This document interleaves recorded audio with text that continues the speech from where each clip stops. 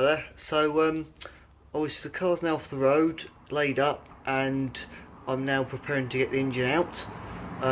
First things first, obviously to drain all the fluids and disconnect everything. I've just done the important one, given the fact that since I got this car to stop overheating and figured it out, I have not actually put any antifreeze in it. It's just been running water the entire time, because knowing that I'd take it all out again, I really couldn't see the point if there wasn't going to be a problem running water in it. So I've just taken this out, see if we can find some light to show you it. That is the engine core plug itself. There we go. And that literally screws into a tiny little threaded hole next to the timing cover on the front of the engine.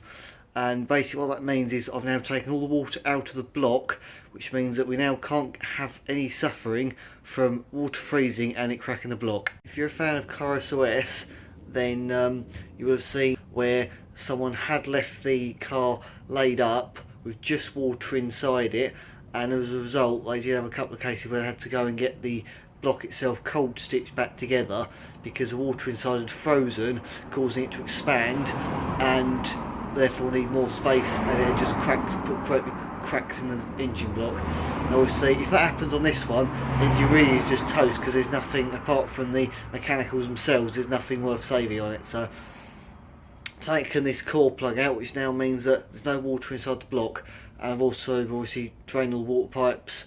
So now we know that that problem is all over and done with, and we don't need to worry about it at all.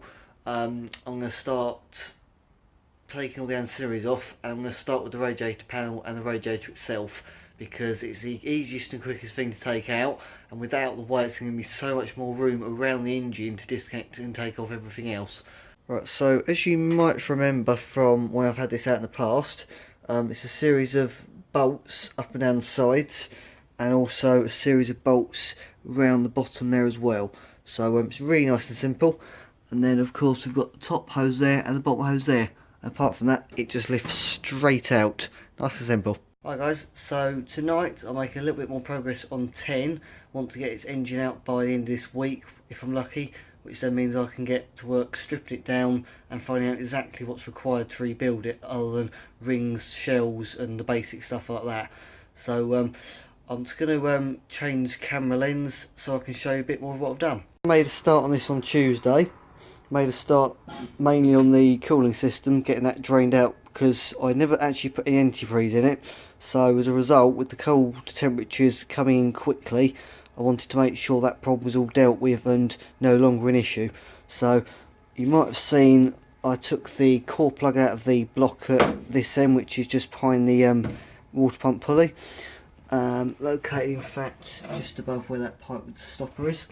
So the block is actually completely empty now of all fluids, and all the water pipes I intend to use, because they were brand new when they went on not long ago, are in the box with the carburettor and the manifold, and the rest, like this little lot here, will be replaced. And I'm planning to do the heater pipes as well, because they run from the front to back of the car and access to them is not particularly easy.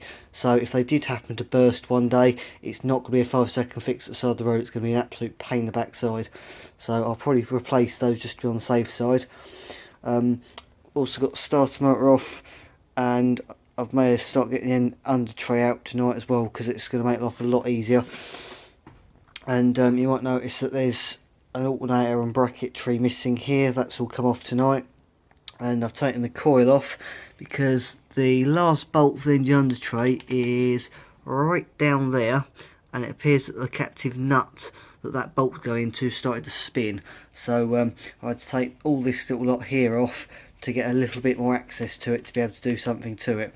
So yeah, the wiring, as you can see, is a bit of a mess. I think that's a bit of an understatement, to be honest. I'm hoping that when I put all this back together, I'll obviously have a hell of a lot more time than I did putting it together in the first place, and I'm going to be able to put it together nice and neatly with all the wires exactly the right length they need to be, so that it's not sort of all a humble jumble, that fits there, plug it on there. So it will look a lot more uniform, a lot tidier, because at the end of the day, although it's just an engine bay, when you've done all the work on it, and you want to show people, you want it to be nice and presentable. So that's what I'm going to try and do my best with.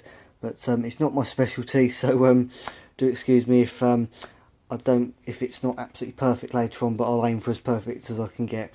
So, but yeah, that's the progress so far, and hope to be able to put some more progress up for you very soon. Because as I say, the quicker the engine is out, the quicker I can get on with doing what I need to do on it. So, until next time, enjoy. I'm going to try and get as many updates as I can on as I get on with the project itself, and hopefully you've enjoyed seeing the progress. So if you want to continue to do so, then subscribe, follow, and if you know anyone that might like to see a Renault 10 being taken apart and having its engine rebuilt, then send them over, because I'm sure I can make some content they'll like. Thank you very much for watching. See you next time. Bye bye.